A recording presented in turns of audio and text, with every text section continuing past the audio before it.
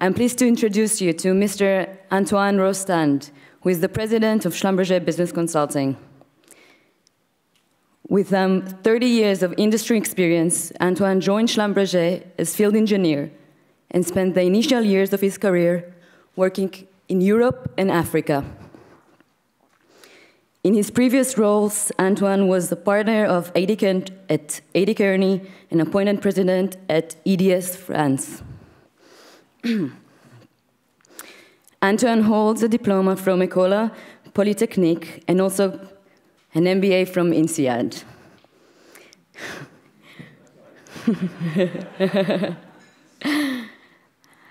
Antoine also chairs the SBC Energy Institute, a nonprofit organization and center of excellence for technological and economical energy research.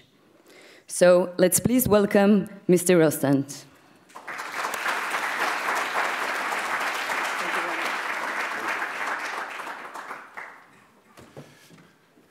Okay, thank you very much, and good morning, ladies and gentlemen. So, I was preparing my speech and my slides. You know, we are consultants, so we produce slides. Yesterday evening, and the original idea was to go through the typical consulting pitch in a business school. So to try to demonstrate how smart we are, how well we understand the business, and to give you an implicit message on why you should join us.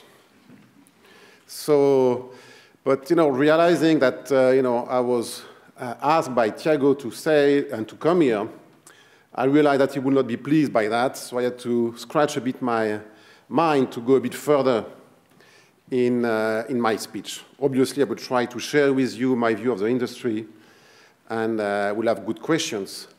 But I was in your shoes some time ago, and I was wondering, why do we need MBA in the oil and gas industry? Why do we need MBAs in the energy industry? So I would like to spin my pitch today around that. Is it a relevant discussion? Do we need MBAs in this business? So first of all, let's look at the energy industry, and I'm not going to spend too much time on that because it has been covered pretty well this morning.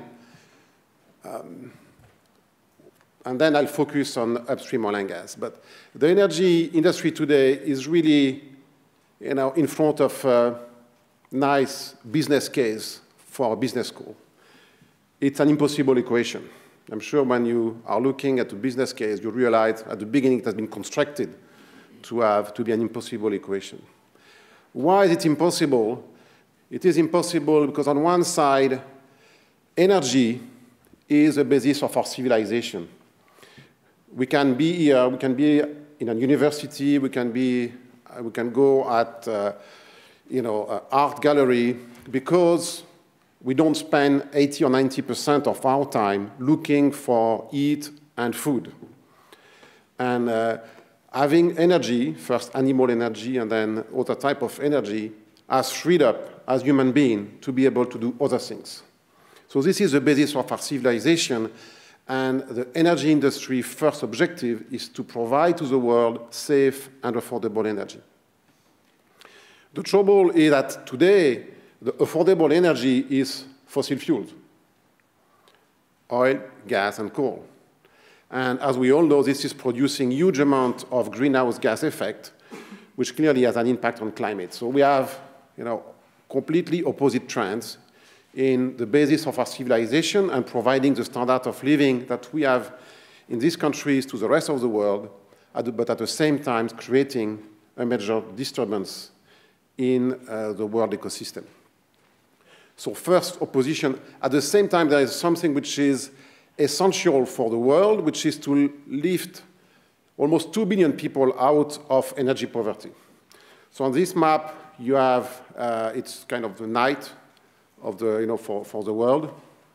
reconstructed, and you see a lot of light in the OECD, in the Western world, and obviously Africa completely black, and most of Asia as well completely black. So no use of energy poverty in a huge part of the world, which again is conflicting because it's very different to provide massive amount of energy to developed countries and alleviating energy poverty. So this is a problem which is not for scientists only. We need scientists, but it's not for scientists only. It's not only for financiers. It's not only for public policy, but this is where what you get in a business school where by definition it's multidisciplinary. This is why I think we need MBA to be able to have the right level of thinking to look at this impossible equation. So that's the first level, and I would like to go now more precisely in upstream oil and gas. So the good news in upstream oil and gas that you can see on this graph, which show the level of discoveries in the last 30 years-ish, is that we've reverted as an industry the trend in discoveries. It was declining, and since the mid-90s, thanks to technology and then the price evolution, we have been able to revert the trend in discovery. So we are discovering oil and gas, and so the myth of peak oil is gone. There is enough resources. And by the way, on this chart, I don't show the shale gas and shale oil because the way to account for reserve in shale is different from traditional oil and gas. So if you add shale oil and shale gas, the picture is more striking. So we have the technology, we have the engineers, we have the scientists, we have found ways to develop new oil and gas resources. So the resources are there. And what is the main problem today in the industry? It's really the economics. As you know, the oil and gas industry has been a cartelized industry forever. It was Standard Oil, then the Seven Sisters, then OPEC.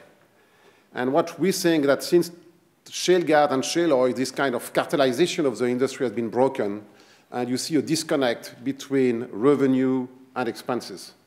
The good news about a cartelized industry that basically you don't care about cost because you'll find a way to increase your revenue by adjusting the price to the market. This is not the case anymore. There are marginal production of oil and gas coming in the US at a very interesting economics, and this is breaking the old paradigm of a cartelized industry.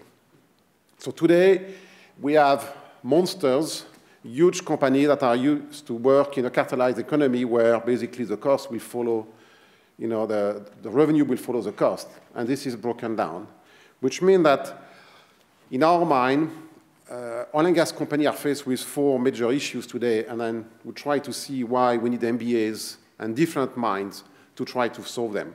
The first one is to increase cash from operation and increase capital efficiency. This is the obvious consequence of the margin squeeze or the disconnect between price and revenue that we are seeing today. There is another dimension, which is the talent shortage. It's a funny industry, the upstream oil and gas, because we think 40 years in advance for everything except for people. So there's a drop in price now, and many oil and gas companies are trying to cut recruitment, not thinking that they will need these people, whatever the price regime is in 10 years. So what the oil and gas industry did in the mid-80s, when the price dropped, was to stop all recruitment. And then basically there was a freeze in recruitment for almost 20 years. And now, there is a huge talent shortage, what we call the big crew change. A lot of people are leaving the industry, and which is creating a lot of problems because we don't have enough technical people to make the right decision, and this has an impact on price. So we have the talent shortage, which is really a problem created by the wrong decision-making of the industry as a whole. And then there is a license to operate. We are discovering oil and gas in many new countries, in Africa in particular, with a lot of development needs. And we cannot exist as an industry if we do the usual approach of coming, developing the resources, sending the money to the government, and then leaving when the resources have been depleted. We have management capability. We need to do much more than that, and we need to win the license to operate in these countries with the communities and actually create real development in these countries. So let's zoom. cash from operation, this is an interesting slide. This is the efficiency of the North Sea.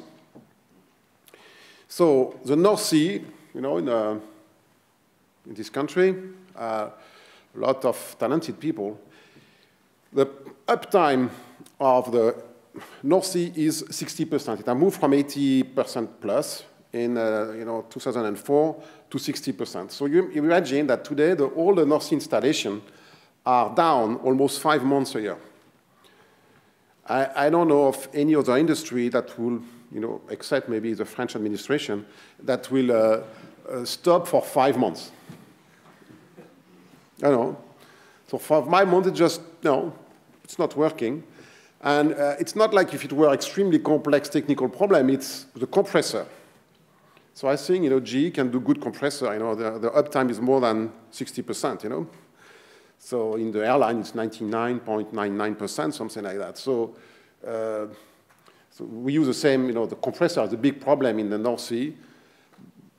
But, it should not be the #1 item for losses and, downtime in this, we know how to manage compressor somewhere else. Then it's tank and vessel leaking, so I think we know how to prevent tanks and vessels from leaking. So each of them are very small problems. What is missing today in the oil and gas industry is people able to to break barriers between functional organization, technical functional organization. And again, this is why an MBA is interesting, because by definition, you learn to work together to break barriers and come up to solutions that are beyond, the specificity of each functional expertise. So I really believe that to increase cash from operations, obviously we need technicians and engineers. We also need people with a different mind. I will go to capital efficiency, and the oil and gas industry, thanks to the cartelized situation we are in, have been able to increase delays and overruns in the large project for the last, 10 or 15 years. So we moved from a world where there was 6 months of delay for the big project to now, 2.5 years, so times 5 in delay. And we have the same in the cost overruns. So we've, the complexity of resources obviously has been increased, but for many reasons, we have let, as an industry, we've let the project derive in terms of cost and delays, which obviously has a huge impact on the economics and is creating the margin squeeze that we are talking about. So the question for today is it a technical problem or a problem that matters for management where MBA can help? And we've made a survey on what are the root causes of delays and cost overrun in the oil and gas industry, and 2/3 of them are management issues. People organization, project management, governance, integration of the supply chain. Again, subjects that are very relevant and that I'm sure many people in this room could handle. And in fact, what we see in the industry that we need to learn from other industries. The automobile industry, 15 years ago, when faced by the Toyota shock, the aerospace industry faced with new technologies, now the space industry, when they were faced by this margin squeeze or by a big disruption, they reinvented themselves. They had to lower cost. They had to go to faster development. Now a car is developed in 2 years instead of 6 or 7 years, 15 years ago. So they had to reinvent themselves and basically change the supply chain, change the relationship between the OEMs, so the integrators, and the suppliers. And we believe that this is probably the main source of value in the oil and gas industry, is to change the relationship between the service sectors and oil and gas company. And again, it's a supply chain issue where the skills that you are getting or you have in the past will be extremely important. It's not only for engineers.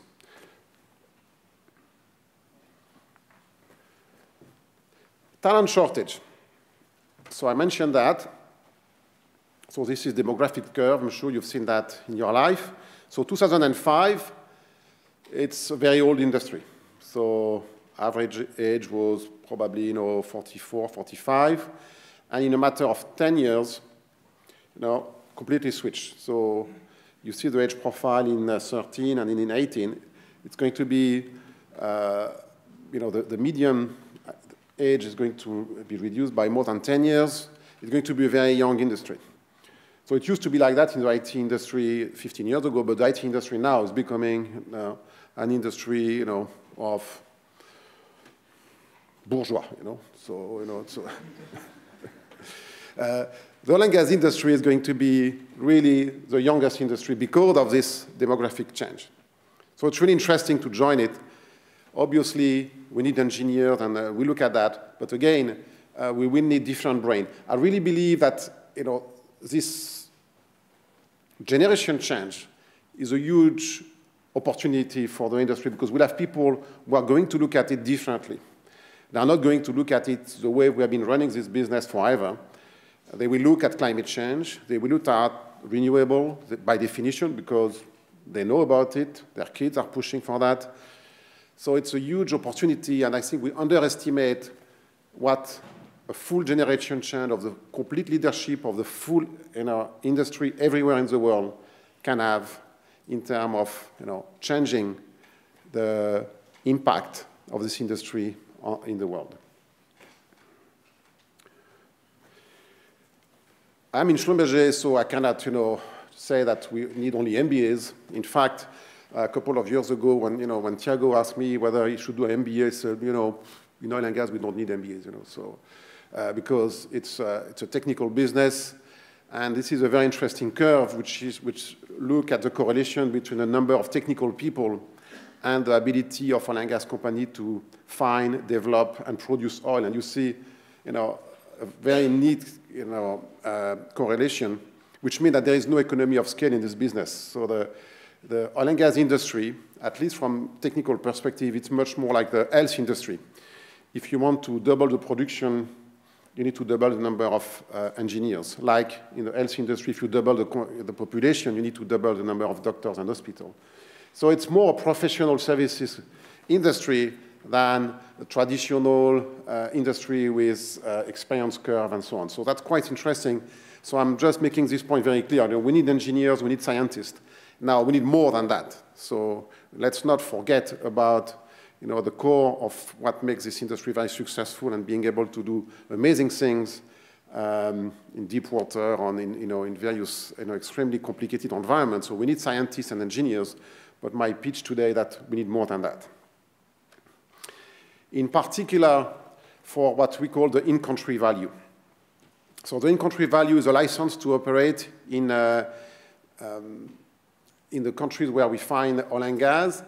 And honestly, up to now, the industry way was to, obviously, to have some CSR, so the corporate social responsibility speech, open a school, and then 2 or 3 years down the road, there is no money for the school is down, but nobody cares because the school has been built, or the hospital has been built, there is no doctor, but so it was doing that just to make sure that the proposal for a concession was moved up on, in front of the government. So it was a kind of competition between oil and gas companies to look the smartest and the better, and then, to make sure that the concession is approved and given. We need to change the mindset, and what we are doing now is to put the various oil and gas companies together, the service companies as well, and come up with a long-term view and work with the government on developing the people that we need as an industry and developing small and medium-sized enterprise in the country that will be beneficial for the industry as a whole. And we have the long-term planning horizon in this business. We can do it. We have everything. The only thing that was missing up to now, and we see things evolving, is to really come together and work with the government on long-term education plan and ways of developing small and medium-sized enterprise in the country that will be able to serve the industry, direct and indirect. There's a real misconception in the oil and gas industry that it is not creating jobs. In fact, it is creating a lot of jobs because of the indirect and induced consequence of the industry. For one direct job in the oil and gas industry, there are 10 jobs created in the overall supply chain. So it is a real source of wealth, of employment, and we need to change the way we interact with the countries where we find oil and gas to be able to actually develop these countries. So that's kind of the end of my presentation. We have 4 main challenges: cash from operation, capital efficiency, talent shortage, in-country value. And if I look at what we learn in an MBA, or at least what I did learn at INSEAD, I'm sure it's much better here, it is about, the first one is about, organizational behavior, because it's about making people work together. It's about operation excellence. I'm sure you are doing that. Capital efficiency, it's about supply chain, WLC finance. Project management is a key element of that. Talent is organizational behavior, leadership, project management again. And in country, it will be more around entrepreneurship and policy definition. So, as I said at the beginning, it's the largest industry in the world.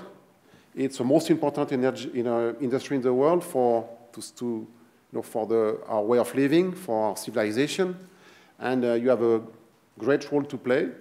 So, you are welcome to join. Thank you.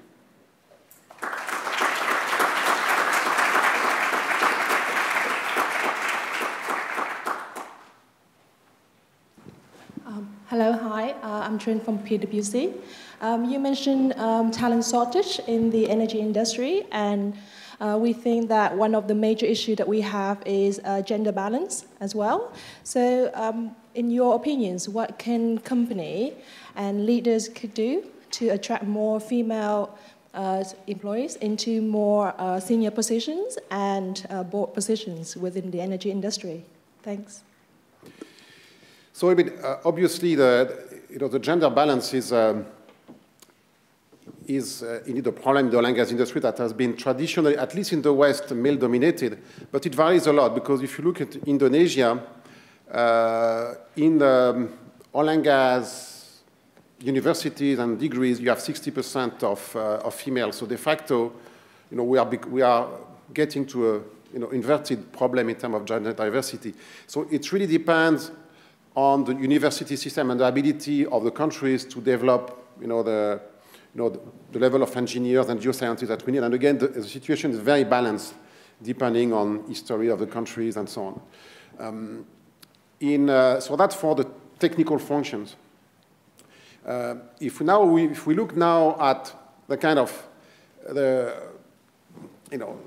future of the oil and gas industry, where we need different skills, I really believe that we need to have more gender diversity. We have nationality diversity in this industry by definition. It's, we have people from every country, but we don't have enough gender diversity, and I think it's going to be very important in order to have this, a broader mindset and be able to handle the kind of softer issue that we are discussing now, where you need proximity, cultural proximity, with the various stakeholders in the world. So I believe this is going to be an important driver in the future. Jim Briggs from Poten. It's interesting, the slide you put up on the time it takes to get a project off the ground in the oil and gas industry, but I'm wondering how far that picture you're presenting is distorted by the growth of gas. Getting a project off the ground in an oil market is fairly straightforward. You've got a big liquid market. Getting a project off the ground in a gas market where there is like the US, where there's a local liquid gas market, is easy. Getting a big gas export project off the ground is immensely difficult, because essentially nobody does that unless they can pre-sell the entire output for 15 to 20 years and deal with the governments.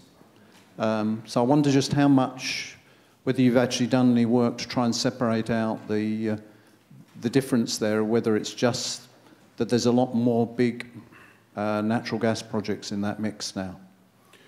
So first, I was showing the delay, so which is delay versus projection. So by definition, projection of the big gas project are different from the small one. So it's more, I was showing here the efficiency of the ability of management to control and manage. So the question in that case is not relevant now. It does include, obviously, the big LNG projects, which are huge, and as you know, extremely complex, and there's a learning curve, and so yeah, the impact of the huge LNG project, are shown here, both in delay, but it's also a percentage of project. It's across the board. 2/3 of projects are getting these kind of issues today. So it's much more than that. The main reason, and you see the number of companies that are managing mega projects. We've moved from 7 companies to 37, and these companies do not have the history of managing mega projects. So they try to recruit in the market. They don't have a way of doing things. They don't have the right governance, and this is creating a lot of problems, and this is true across the board. Yeah, we'd agree with that, but one of the interesting things that we note in the LNG business is that actually smaller companies get projects off the ground faster than bigger ones. Yeah, but it's a strange one. But. Yeah, sometimes they take different size of project as well.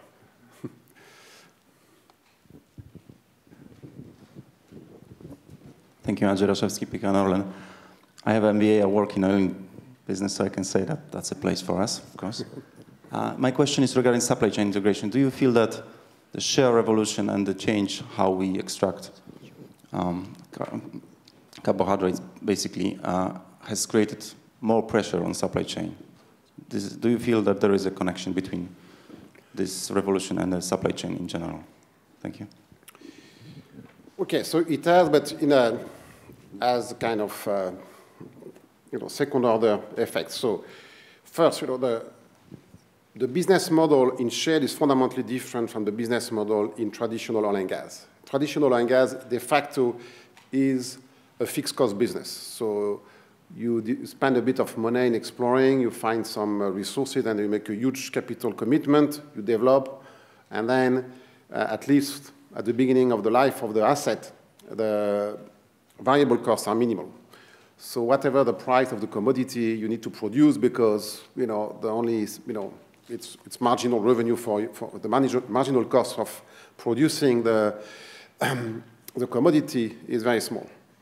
It's completely different in shale gas and shale oil because it's a variable cost business where you drill and you've recovered your investment in 9 months, 12 months, and then you produce, but you have already depleted most of your production, and then you get your profit for the next 2 or 3 years of production. So if the cost of the commodity drops, then you stop drilling, so you're not going to commit capital. So it's a completely different business model. And it's why most companies are separating them, because the people who are used to manage big projects, they don't know how to manage a variable cost business. So now there is a supply chain integration that has happened in the unconventional shale oil, shale gas business in the US. It is moving sun and water. At the end, so it's a big supply chain, which is very specific to North America. When I'm talking about supply chain integration in the conventional business, it is going to happen because of unconventional is putting price pressure. This has an impact on the price of the commodity, which is creating a margin pressure, which is going to force traditional companies to work differently.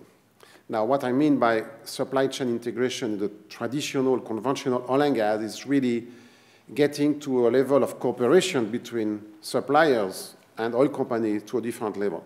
Today, the industry is 3 generations late in terms of IT system. So you take Airbus, they have a mock-up that is shared, between suppliers and the various, part of Airbus, and any change in any component is seen by everybody, every night. There is a refresh every day. In oil and gas, you do, an EPC will create your nice installation, and you, the oil company, at the end will receive PDF files. It's the way it works today, You have your installation and you are given PDF. It's so because there is this antagonism between oil companies and suppliers where I need to squeeze my supplier. I organized, very strong, and I believe that bidding is going to bring my cost down instead of collaboration. So other industries have understood that it's not bidding that drives the cost down, it's collaboration. This is going to be a major change. Yeah, actually I agree with you about the collaboration in the industry and how the model will probably change in the future, because this is not probably sustainable. I would be interested particularly, to hear your views about whether do you think there is space in the service sector for more than 2 companies, like Schlumberger versus Halliburton. So I mean, the service industry is much wider than that. You have, all the engineering part. You have, you are a big part of that as well. So, the concentration is on a small part of the market, which is fracking in the US, which is a very, it's a commoditized business where you need scale. So de facto, when you look at that, this will generate economies of scale in the commoditized part of the market. So I think it's the role of the antitrust authority to decide whether it makes sense or not. But when you look at the effect on cost, this can be beneficial for the industry, in fact. There's a question from this is Shashank from London Business School.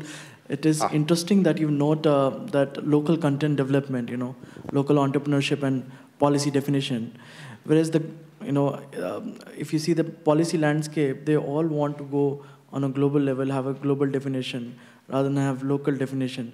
So I just want your comment on how you think local content development actually contributes to the oil and gas sector.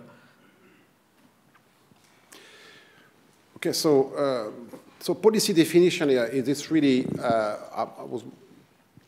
being able to interact with government to have the right local content policies. So there are good ways to, there are good local content policies and there are bad ones. So if you take quota for people actively involved in the industry, it's a very bad way of managing local content because it takes 10 or 15 years to create a good geologist. If these people have not, if you're a new country, you don't have these people. If you put quota on geologists, the only thing you are going to do is, downgrade the quality of your decisions. So, so you have things that you should not do. Now, if you put quota on, catering or things that are already developed or tracking, so part of the supply chain where there is already an infrastructure, it makes a lot of sense. So it's much more about being granular and adapt to the country situation, depending on the education systems, the history, the local, the local entrepreneur, to be able to oblige, the industry to do the right thing. I believe it's win-win if you do things the right way, but today it is perceived as lose-lose. So it creates overrun in terms of cost, and it creates delays. There are many ways to make it win-win so that the industry has a good supply chain, which is cheaper than importing people, and at the same time, does not reduce the time to first oil. So it requires good skills. Understanding the industry, understanding the local situation, understanding the education system, the power structure. So it's a bit broader than the typical engineer mind. That was my point. Yeah. I apologize, we're going to have one more question due to time, but we'll have to finish. Hi, thank you for your insights. I was interested in your study about the correlation between numbers of scientists in the industry and production. And I guess I was wondering, is that something that you think is almost a self-fulfilling prophecy that the industry has created? Or do you think it's a trend that will actually continue in the future? No, so we've looked at that ex post. So, I don't think, and I think my ability to change all the industry is limited. So we've looked, it's really an ex post look at what's happening today. And the big question is there a causality link between the two? It's complicated to look at because first, the resources are different. We have mega fields. It's absolutely amazing to see that there is such neat correlation when there is so much diversity in the size of companies and type of reservoir and so on. So the only thing that changes is whether it's oil or gas. Honestly, we're still struggling with this question. You look at it, you have kind of negative economy of scale. Why is it? Why is it in such small range? We can look at productivity of the people and there are tools, but it's difficult to explain. At the end of the day, when you discuss with people actually doing the job, it is a job of individuals trying to find oil, trying to the power of the brain is extremely important in this industry, in upstream oil and gas. You need smart people who can think and make the right decisions. So there is an underlying reason behind that, but it's kind of amazing to look at it this way. Okay, so thank you for your attention, and see you at lunch.